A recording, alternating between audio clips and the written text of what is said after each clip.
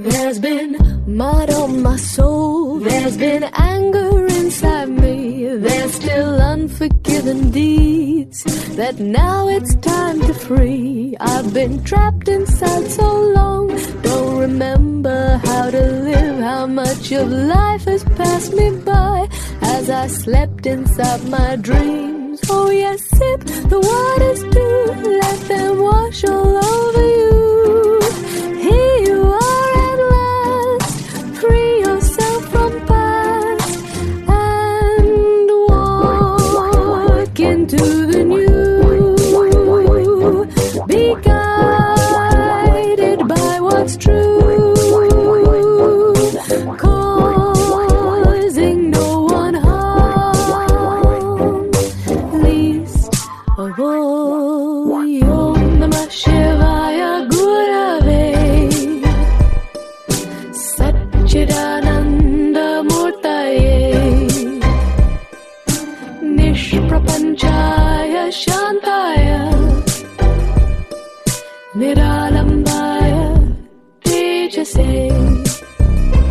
Satyam Shivam Sundaram Sansarasaram Abhayankaram Dukhaharam Karunavataram Jyotirmayam Swayambhu Prakriti Sudaram Shivasmarami Jagat Swami Nirvikaram.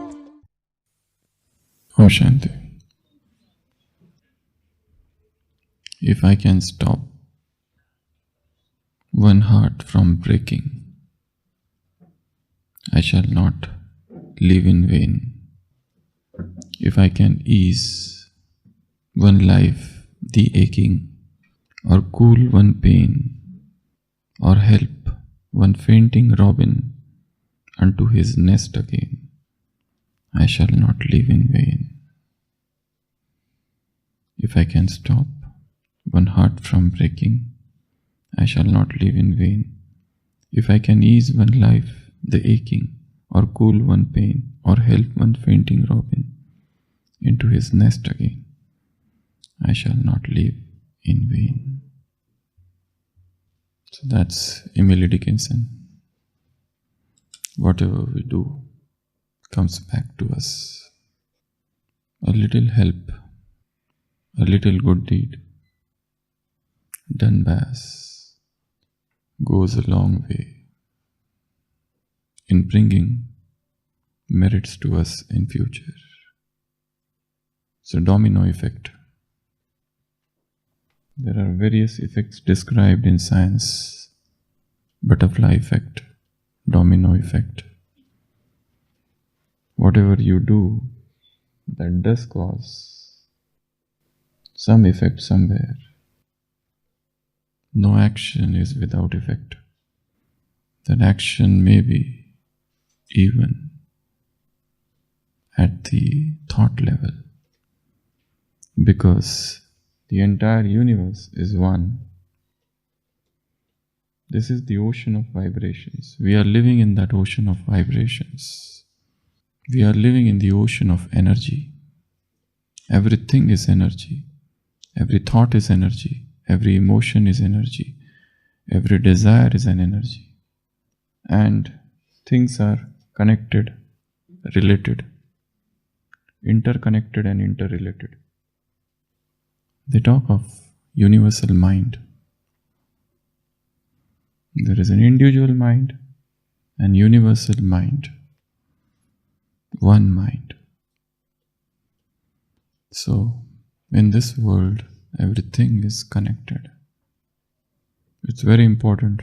Yesterday also we saw in 12 laws of karma, one of the laws was this, that small is connected to big. Small is the part of the big. So don't think that if you are doing this, it will not help you, because every small thing ultimately becomes the part of the big thing. Just visit to some sacred place may change your thoughts. Somebody is highly disturbed, and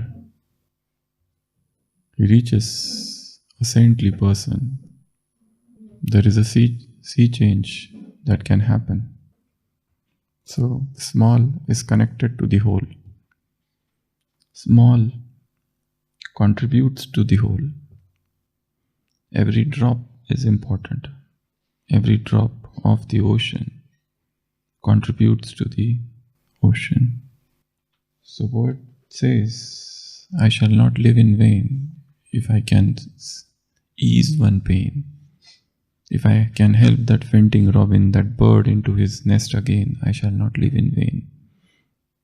To help, to cooperate, is to become the part of that, bigger picture. And in turn, you get blessings. Baba often talks of 3 types of blessings. Your own blessing, blessing from souls, and blessings from God Himself. And when you help somebody, when somebody needs it the most, when there is a need, it pays you dividends. And if that help is in God's work, you get the biggest mileage in the long run. Every small help towards this godly yajna, for this godly yajna. And Baba needs just one help from all of us. And what is that? Your purity. That is the only help he needs, he wants. The establishment of the new world takes place just by 2 powers. The power of purity and the power of yoga. That's it. Without yoga there is no purity, and without purity there is no meditation. We often hear of this story of Sudama in scriptures, in Murlis. We have been hearing it. It's also the story of friendship, the divine friendship.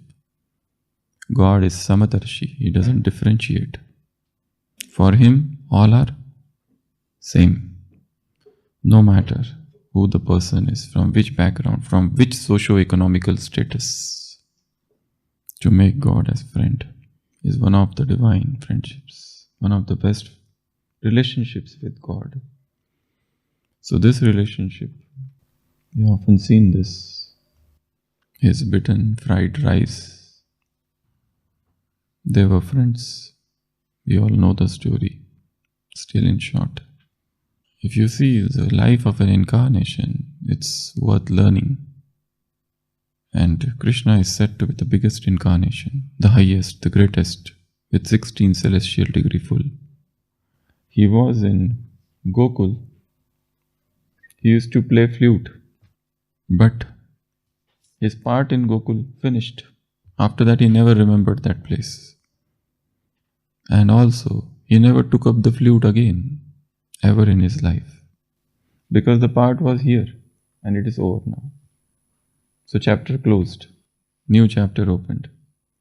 This coming to Mathura, killing Jarasan, giving the sovereignty to his grandfather and so on.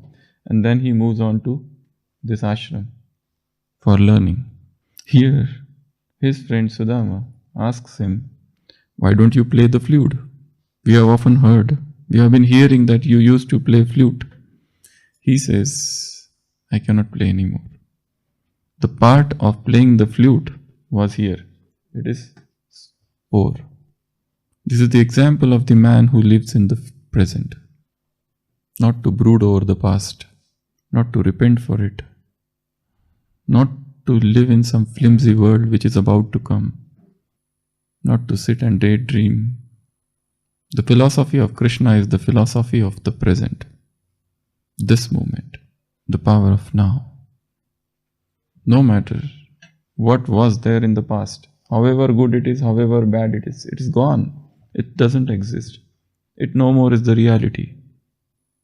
That is the first thing which we learn here. They come to that ashram, Sandipani ashram, it's shown near Ujjaini. It is. And the people have tried to trace the place.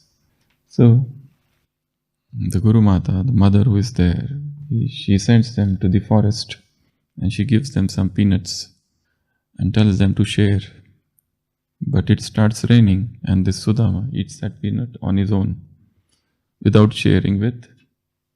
So indirectly, he has incurred loss upon himself. Whenever you have to hide something from others, there is a great danger of guilt consciousness within you. It is best to have transparency in relationships. When the relationships are not transparent, they become opaque. Two persons try to hide things from each other. It is that time that the confusion starts and there is a loss of faith. Because if you discover something about your partner, about your friend, about your colleague, about the person with whom you are in contact with from a third person, that hurts. So, transparency is very important in any relationship. When this transparency is lost, the relationship gradually deteriorates. One of the greatest challenges in India is the rate at which the divorce cases are happening. Yesterday one sister called me and she was asking, then on this 8th of March, they have to organize a program, Adrishya Nari Vaibhav. That's the topic they have given. In man there is an invisible woman, and in every woman there is an invisible man. This is the topic. They are organizing a program on 8th March, International Women's Day, and they are inviting all the lawyers, judges to glorify women. But those people suggested that you also focus on this divorce thing. And men alone are not responsible. So she was discussing this thing yesterday. So yes, transparency is very important. So Sudama was not transparent. He rather hid the things from Krishna. And in fact, this was a pap. This was a sin which was inadvertently committed by him, for which he had to pay. When Guru Mata heard, she said that you will be reduced to poverty soon. And the same happened. He became a pauper. He became a poor person. And Krishna became the king of Dwarka. His poverty has no limits. And his wife keeps on pestering him all the time. But he has full faith in his friend. So ultimately, he decides, his wife cajoles him. Ultimately, he decides to go and meet his friend. But how can he go empty-handed? So he takes some rice, fried rice, bitten fried rice, raw bitten fried rice. So his friends ask him, the journey is very long. He's from Porbandar and Dwarka. The journey is long. What if some thieves come and take away your possessions? He says, I don't have anything except love of God. So if somebody steals that, he will also become a devotee. So it's good. That's a very good statement. I don't have anything except love of God. If somebody steals, he will also become the lover of God. So he reaches and informs the guard that tell Krishna that I have come, but he is a beggar. And the guards don't entertain him much. But when Krishna hears that, he comes running barefoot walk, and takes him, escorts him inside. He makes him sit on his own throne, washes his feet, drinks the water. Hospitality, royal hospitality. And then he says, what have you got for me? And Sudama, looking at his mansion, looking at his riches, the huge abundance, the opulence, is little hesitant to show what he has got. But ultimately, he shows him, and he sees Krishna is eating that with great relish. He is enjoying it. Conscious eating. The taste is not in the food but in the mind. When the mind is full of love, you can enjoy anything. You don't need cooked. When the mind is full of love, you enjoy anything. So he's enjoying so much. And what is happening? The first portion he takes, his house is converted into house of gold. Second portion, mansion, garden. Third portion, his wife, Sudama's wife, is getting more and more. So it's shown that whatever you give to God, they say divides into 4 portions. First portion, second portion, third portion, fourth portion. But the moment he is about to take fourth portion, Krishna's wife stop him. Stop, otherwise all your things will gone. You are giving everything to your friend. Because the more you eat, things are disappearing from here. So it's better to eat less. You know that? If you want to lengthen thy life, lessen thy food. That's the saying. If you want to lengthen thy life, longevity. The best book ever written on longevity is by Hotima Hilton. And everyone should read that book. Long Life in Florida. The name of the book is Long Life in Florida. Hotima Hilton. Hotima Hilton is the father of this journey. Way back in 1960s. After that, so many other people came.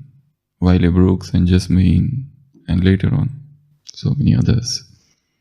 In that book he mentions thousands of people who have lived, somebody 150 years, 115 years, 116 years.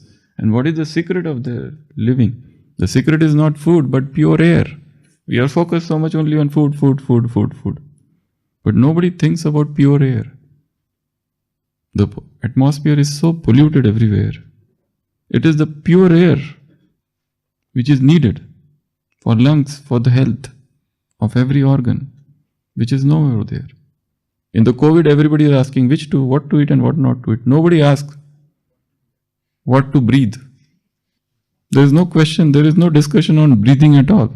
It is the breathing, we are breathing animals. It is the breath of life which is responsible for everything. The purer the air, you start becoming healthier. You enter the polluted atmosphere of Delhi, Mumbai, your health deteriorates. You come to mountains, purer air, hill stations, AQI. What is the AQI? Today's AQI? Okay, forget. Mount Abu's AQI, less than 50. If you go and see Delhi's, it is 300. AQI less than 50 is always good. Pure air.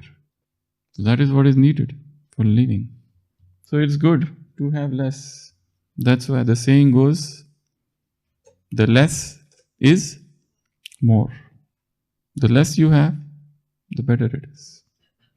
Sudama returns home, and to his utter surprise, to his wonder, he sees everything has changed. Life is no more the same. His wife is wearing so many ornaments. His house has changed. So whenever you contribute anything to God's work, everything of your life will change. Even if it doesn't change, your drishti will change, your attitude, your vritti will change. And when the inside changes, when the within changes, without changes on its own. So, help. Cooperate. How? First, through mind, man, body, wealth, through your speech, through your connections, through your relationships, whatever way you want to contribute. It is not that only the wealth you can contribute.